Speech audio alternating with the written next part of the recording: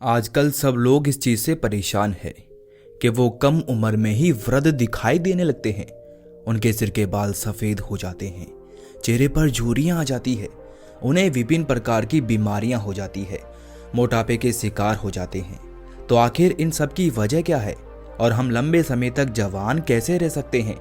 आज इस कहानी में आपको 100 साल तक जवान रहने का रहस्य पता चलेगा। आप 80 वर्ष की उम्र में भी 30 वर्ष के नजर आएंगे।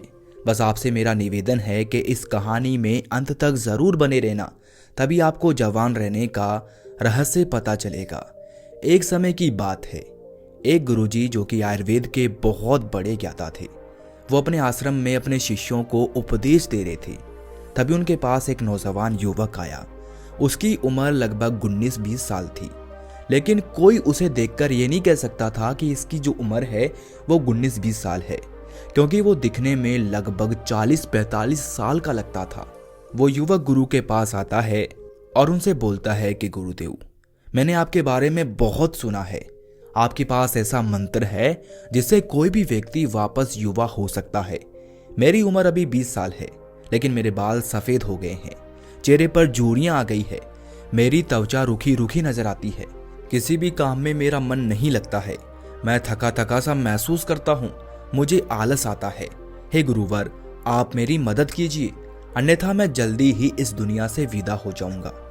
उस युवक की पूरी बात ध्यान से सुनने के बाद गुरु ने उससे कहा कि मेरे पास ऐसा कोई मंत्र नहीं है, लेकिन हाँ, मेरे पास ऐसे नियम हैं जिन्हें अगर तुमने अपने जीवन में अपना लिया तो तुम लंबे समय तक जवान बने रहोगे। ना तो तुम्हें थकान होगी, ना तुम्हें आलस आएगा, ना तुम्हारी त्वचा की जो चमक है वो गायब होगी।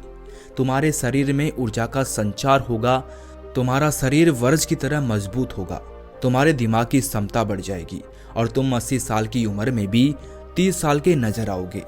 गुरु की बातें सुनकर वो युवक बोला कि गुरुदेव, मैं हर नियम का पालन करने को तैयार हूँ, आप मुझे बस वो नियम बताइए। तब गुरु ने उससे कहा कि बेटा, मैं स्वयं भी इन नियमों का पालन करता हूँ, तभी तो आज मुझे 120 साल हो गए, लेकिन आज तक मुझे कभी भी किसी भी प्रकार की कोई बीमारी नहीं हुई और आज भी मैं हर कार्य को आसानी से कर पाता हूँ।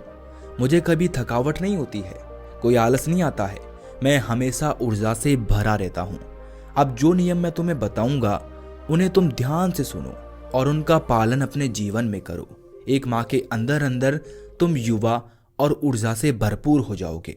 फिर गुरु ने उस युवक को पहला नियम बताया और कहा कि बेटा, सबसे पहला काम तुम्हें यह करना है कि तुम्हें सुबह जल्दी ब्रह्म मुहूर्त में उठना है, यानी कि तुम्हें 4 से 5 बजे के लगभग उठ जाना है। तुमसे 4 बजे नहीं उठा जाता तो तुम 5 बजे उठ जाओ। ब्रह्म मुहूर्त में उठने से तुम्हें देवीय शक्तियां प्रदान होगी। उस समय में जो भी तुम उन शक्तियों से मांगोगे वो तुम्हें अपने जीवन में जरूर मिलेगा। उस समय उठने से तुम्हारी बुद्धि तिरवु होगी। तुमने देखा होगा कि जितने भी महात्मा थे, जितने भी संत थे, जितने भी ऋषि मुनि हुए, वो सुबह सवेरे जल्दी उठ जाते थे, तभी तो वो जो भी चाहते थे वो सब कर पाते थे। ब्रह्म मुहूर्त में एकदम शुद्ध हवा होती है, जो कि हमारे शरीर के लिए बहुत ही अच्छी होती है। जब वो हवा हमारे भीतर आती है तो हमारे हर एक अंग को स्वस्थ कर देती है। दूसरा नियम जो तुम्हें ध्यान में रखना है वो ये है कि ब्रह्म मुहूर्त में उठने के बाद तुम्हें योग व प्राणायाम करना है।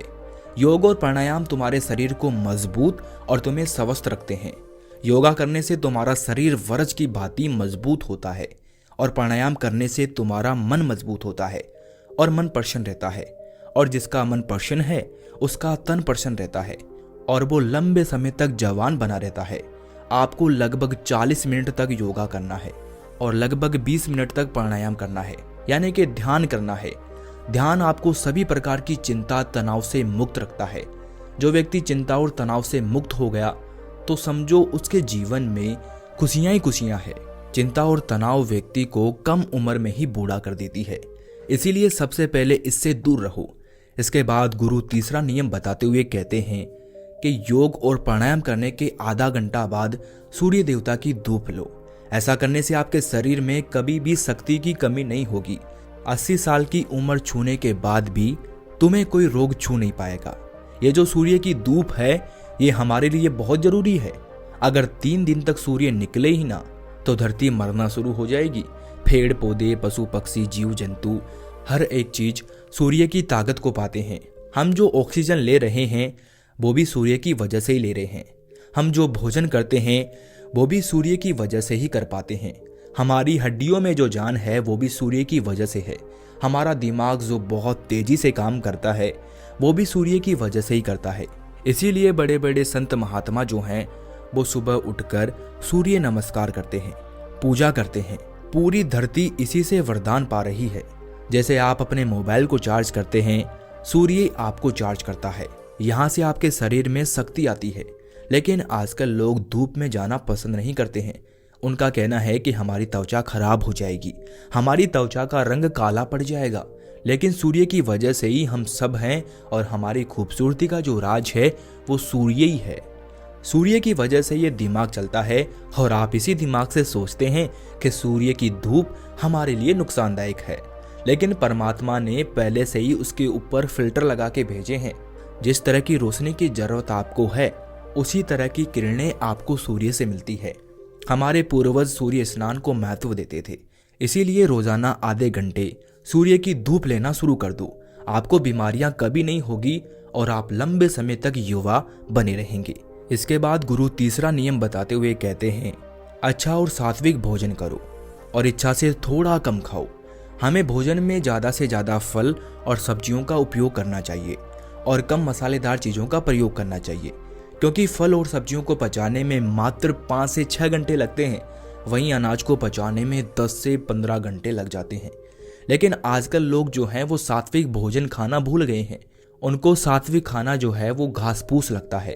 वो जब देखो पिज़्ज़ा बर्गर खाते रहते हैं, चाउमीन चाट पतासी ऐसी चीज़ें खाते रहते हैं जो हमें नुकसान पहुंचाती है। उनको ठूस ठूस के खाते रहते हैं।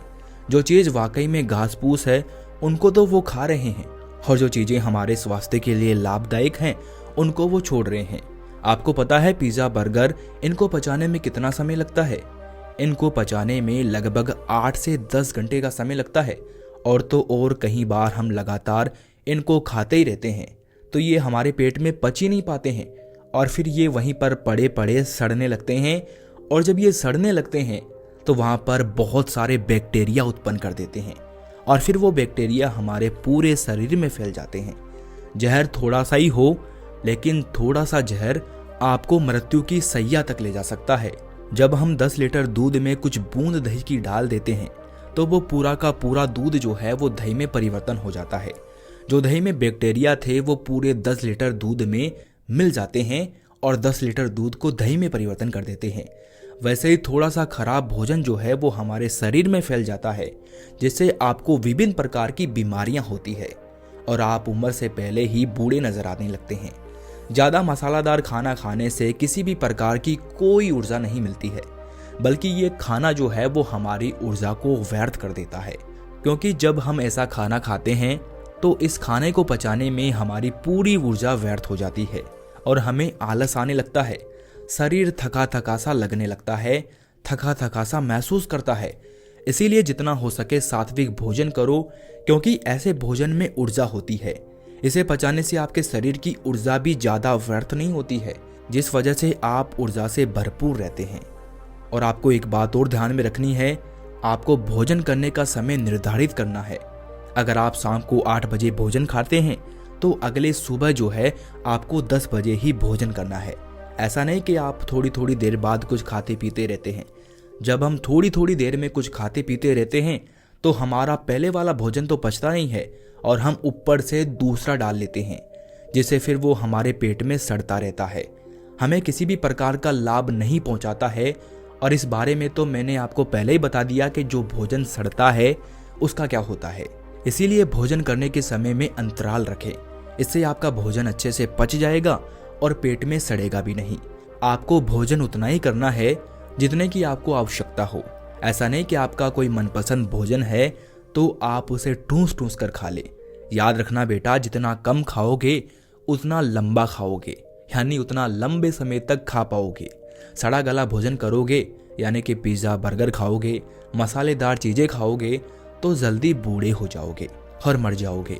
लेकिन फल सब्जियां और सात्विक भोजन करोगे तो लंबे समय तक जीवित रहोगे और जवान रहोगे। फिर बौद्ध भिक्षु चौथा नियम बताते हुए कहते हैं कि बेटा, ये नियम बहुत महत्वपूर्ण है, इसे ध्यान से सुनो। हमारे शरीर में 3 तरह के दोष होते हैं, वात, पित्त और कफ। जब वात बिगड़ता है तो शरीर में 80 से ज्यादा रोग होते हैं। जब पित्त बिगड़ता है तो शरीर में 46 से 50 रोग होते हैं। और जब कफ बिगड़ जाता है तो शरीर में 26 नए रोग आते हैं। और जब वात, पित्त और कफ तीनों बिगड़ जाते हैं तो शरीर में 148 रोग आते हैं। यानी सर्दी जुकाम से लेकर कैंसर तक के सभी रोग आ जाते हैं। और जिसके शरीर में रोग रहते हैं वो तो जवान नहीं रह सकता है। लेकिन आपको इन तीनों दोषों से दूर रहना है, तो इस नियम को ध्यान से सुनो। आपको खाना खाने के बाद तुरंत पानी नहीं पीना है। अक्सर लोग खाना खाते ही पानी पी लेते हैं, और कुछ तो खाना खाने नहीं बैठते उससे पहले भी पानी पिएंगे, और खाना खाने के तुरंत बाद भी पानी पिएंगे। और कुछ तो ऐसे हैं कि एक निवाला खाने का और एक निवाला पानी का पीते हैं। लेकिन ये सभी तरीके गलत हैं, क्योंकि महर्षि वाग्भट कहते हैं कि भोजन करने के तुरंत बाद पानी पीना मतलब जहर को पीना है। इसीलिए कभी भी खाना खाने के तुरंत बाद पानी नहीं पीना चाहिए, क्योंकि जब हम खाना खाते हैं तो वो खाना हमारे पेट में जाकर एक जगह इकट्ठा हो जाता है, जिसे जठर कहते हैं। आपके पेट में नाभि के लेफ्ट साइड में एक जठर होता है। आप जितना भी खाना खाते हैं, रोटी, चावल, दाल, सब्जी, दूध, ये सभी वहाँ पर जाकर इकट्ठा हो जाता है। अब जठर में जैसे ही खाना इकट्ठा होता है तो उसमें आग जलती है, और उस आग को कहते हैं जठराग्नि। और वो अग्नि खाने को पचाती है। वो अग्नि खाने को ऐसे पचाती है जैसे रसोई घर में अग्नि खाने को पकाती है। आपकी रसोई घर में जब आप अग्नि जलाते हैं और उसके ऊपर दूध रखते हैं, उस दूध में थोड़े चावल डालते हैं, तो अग्नि जब तक जलती रहेगी तब तक खीर बनती रहेगी। ऐसा ही पेट में होता है। जैसे ही आपने खाना खाया, पेट में अग्नि जलती है, और जब तक अग्नि जलती रहेगी तो खाने को पचाने की प्रक्रिया भी चलती रहेगी। जैसे रसोई घर में खाना पकाते हैं, वैसे ही पेट में खाना भी पकता है। उसी को पाचन क्रिया कहते हैं। लेकिन जैसे ही आपने खाना खाया और तुरंत गटागट पानी पी लिया, और खूब ठंडा पानी पी लिया, बर्फ मिलाया हुआ पानी पी लिया, तो क्या अग्नि जलेगी या फिर बुझेगी? अग्नि के ऊपर पानी डालोगे तो अग्नि की पानी से दोस्ती तो है नहीं, दुश्मनी है। पानी अग्नि को बुझा देती है। तो आपने खाना खाया, उसके बाद आपकी जठराग्नि जलती है और आपने पीछे से गटगट पानी पी लिया, तो अब वो अग्नि जो है वो शांत हो गई। अब खाना नहीं पचेगा, वो पेट में पड़ा पड़ा सड़ता रहेगा, और सड़ा हुआ खाना 100 से भी ज्यादा विष पैदा करेगा, और वो विष आपकी जिंदगी को नरक बना देंगे, और आप जिंदगी भर बीमार पड़े रहेंगे और बूढ़े हो जाएंगे। कुछ लोग कहते हैं कि मुझे पेट में गैस बनती है, खाना हजम नहीं होता है, पेट में जलन रहती है। लेकिन ये सभी बीमारियां खाने के ना पचने की वजह से नहीं होती है, बल्कि खाना खाने के तुरंत बाद पानी पीने से होती है। अगर आपको पानी पीना है तो खाना खाने के 1 घंटे बाद पानी पीना चाहिए, और खाना खाने के 40 मिनट पहले आप जितना चाहें उतना पानी पी सकते हैं। लेकिन खाना खाने से पहले और खाना खाने के बाद तुरंत आपको पानी नहीं पीना है, क्योंकि 1 घंटे के अंदर अंदर आपकी जठराग्नि जो है उस खाने को पचा देती है। उसके बाद आप पानी पी सकते हैं। फिर गुरु उस युवक को कहते हैं कि बेटा, आप खाना खाने के बाद पानी तो नहीं पी सकते हैं, लेकिन हाँ, आप खाना खाने के बाद फलों का रस, दही या दूध पी सकते हैं। आप सुबह फलों का रस ले सकते हैं, दोपहर में दही या लस्सी पी सकते हैं, और रात्रि के भोजन के पश्चात आप दूध भी पी सकते हैं। आपके वात, पित्त, कफ तीनों इस छोटे से नियम से संतुलन रहेंगे। इसके बाद गुरु ने उस युवक से कहा कि बेटा, जब भी पानी को पियो तो हमेशा घूट घूट करके पियो। एक साथ घटाघट पानी पीना बहुत गलत है, क्योंकि जब हम घूट घूट करके पानी पीते हैं तो मुंह की लार पानी के साथ मिलकर पेट के अंदर जाती है, और ये जो मुंह की लार होती है वो सारी होती है, और पेट में हमेशा अम्ल बनता रहता है। जब हम 1 घूंट पानी पीते हैं और मुंह की लार उसके साथ अंदर जाती है, 2 घूंट पानी पीते हैं तो और भी ज्यादा जाती है। ऐसे ही बार बार पेट के अंदर ये जाती रहती है और वो अम्ल के साथ मिल जाती है, जिससे व्यक्ति के पेट का जो अम्ल है वो नष्ट हो जाता है। उसे एसिडिटी नहीं होती है, पेट में जलन नहीं होती है, उसे गैस भी नहीं बनती है, और साथ ही साथ रक्त में अम्लता नहीं होती है।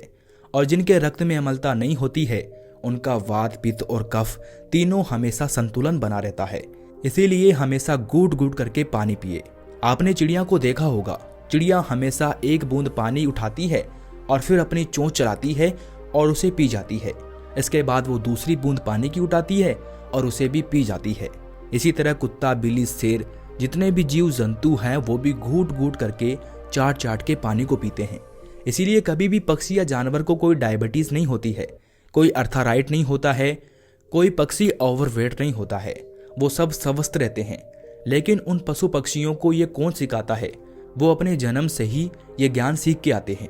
उनका कोई गुरु नहीं होता है, उनका कोई विद्यालय नहीं होता है, उनके कोई प्रशिक्षण शिविर नहीं है। फिर भी उन्हें इतनी अकल है कि वो पानी को घूट घूट करके पीते हैं। और हम मनुष्य, जिनके इतने गुरु हैं, इतने विद्यालय हैं, इतने शिक्षक हैं, सिखाने वाले हैं, सीखने वाले हैं, पर हम मूर्ख के मूर्ख गटागट पानी को पीते रहते हैं। फिर गुरु उस युवक से कहते हैं कि चाहे कितनी भी प्यास क्यों ना लगे, लेकिन कभी भी ठंडा पानी नहीं पीना चाहिए, क्योंकि हमारा पेट जो होता है वो गर्म रहता है। और जब हम ठंडा पानी पीते हैं तो हमारे पेट में झगड़ा शुरू हो जाता है। या तो पेट पानी को गर्म करे या फिर पानी पेट को ठंडा करे। और अगर पानी ने पेट को ठंडा कर दिया तो पेट के ठंडे होते ही आपका हृदय ठंडा हो जाएगा। हृदय के ठंडे होते ही मस्तिष्क ठंडा, और मस्तिष्क को ठंडे होते ही आदमी ठंडा, और आदमी के ठंडे होते ही राम नाम सत्य हो जाता है। अगर आपको ठंडा पानी पीना है तो आप मिट्टी के घड़े का ठंडा पानी पी सकते हैं। इसके बाद गुरु उस युवक को 5वां नियम बताते हुए कहते हैं कि जीवन में हर तरीके के नशे से दूर रहो, चाहे फिर वो बीड़ी हो, सिगरेट हो, तंबाकू, शराब। ये सब चीजें जो है वो आपके शरीर में जहर का काम करती है। ये आपके शरीर को अंदर से धीरे धीरे खोखला करती रहती है। जैसे दीमक एक पेड़ को अंदर से खोखला करती है। वो पेड़ बाहर से तो बहुत सुंदर दिखाई पड़ता है, लेकिन अंदर ही अंदर वो कमजोर हो जाता है। फिर एक दिन हवा के झोंके के साथ वो गिर जाता है। वैसे ही ये सारी चीजें जो है वो हमें अंदर से कमजोर बनाती है और फिर एक दिन ये आपको समाप्त कर देती है। इसीलिए जितना हो सके नशीली चीजों से दूर रहो। फिर गुरु उस युवक को कहते हैं कि बेटा, अगर तुमने इन 5 नियमों का पालन 1 महीने तक भी कर लिया तो 1 महीने के अंदर ही तुम्हें तुम्हारे भीतर परिवर्तन दिखना शुरू हो जाएंगे और कुछ ही दिनों में तुम स्वस्थ और जवान हो जाओगे और हमेशा जवान बने रहोगे। इस वीडियो में बस इतना ही। मिलते हैं अगले वीडियो में एक और नई जानकारी के साथ। तब तक देखते रहिए हमारा ही चैनल पीडियोल मोटिवेशन।